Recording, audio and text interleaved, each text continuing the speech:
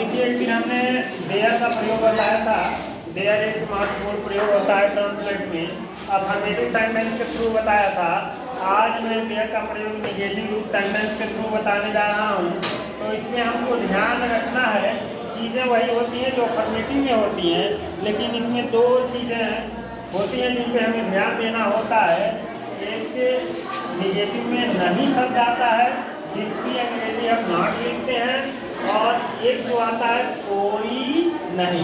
जब कोई नहीं आता है तो उसकी अंग्रेजी हम नो लिखते हैं। इन्हीं बातों का हमें ध्यान देना होता है।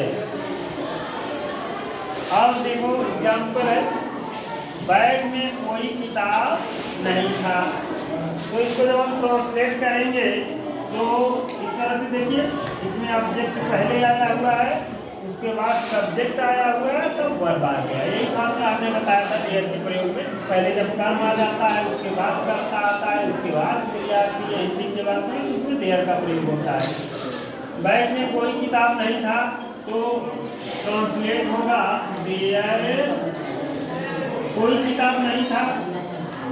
संख्या जो है एक भी नहीं है, एक वचन नहीं काउंट होगा, वाज लगेगा था की अंग्रेजी। अब कोई नहीं की अंग्रेजी लगेगा नो, जो ऊपर बताया गया।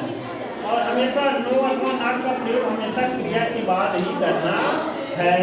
There was no book bag में इन द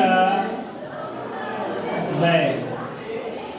अब दूसरा ट्रांसलेट देखें, क्लास में कुर्सी नहीं है तो देयर क्लास में कुर्सी नहीं है, तो है के लिए हो जाएगा इज, क्योंकि कुर्सी की संख्या है ये नहीं है तो एक वचन में है।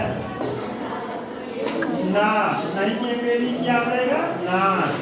अब उसके बाद करता, क्योंकि हम यहाँ से भी आप देख के समझ सकते हैं सीरियल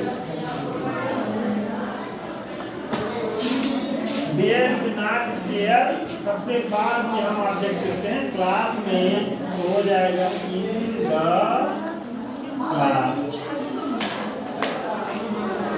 अब देखिए तीसरा एग्जाम्पल, उस जंगल में कोई शेर नहीं था, तो प्रयोग होगा देयर कोई शेर नहीं है, तो है के लिए हो जाएगा इज, कोई नहीं के लिए हो जाएगा नो, शेर के लिए हो जाएगा लायन। उस जंगल में, तो मैं का पहले लिखेंगे इन, और उस का लिखेंगे हम दैट, और जंगल का लिखेंगे फॉरेस्ट।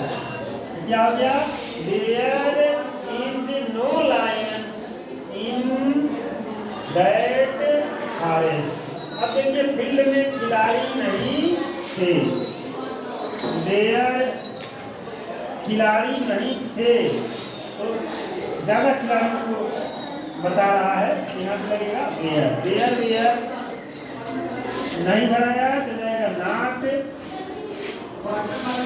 प्लेयर्स फील्ड में इन द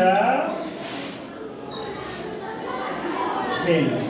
तो इस तरह से नेगेटिव सेंटेंस बनाया जाता है।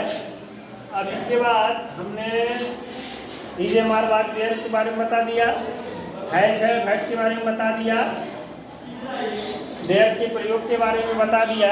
अब इस तरह से एक संयुक्त, इन सब के प्रयोग से संयुक्त ट्रांसलेशन यानी पैरा वाइज ट्रांसलेशन कैसे बनाया जाता है, स्टोरी ट्रांसलेट कैसे किया जाता है, उसको करके हम दिखाएंगे। तब तक के लिए धन्यवाद।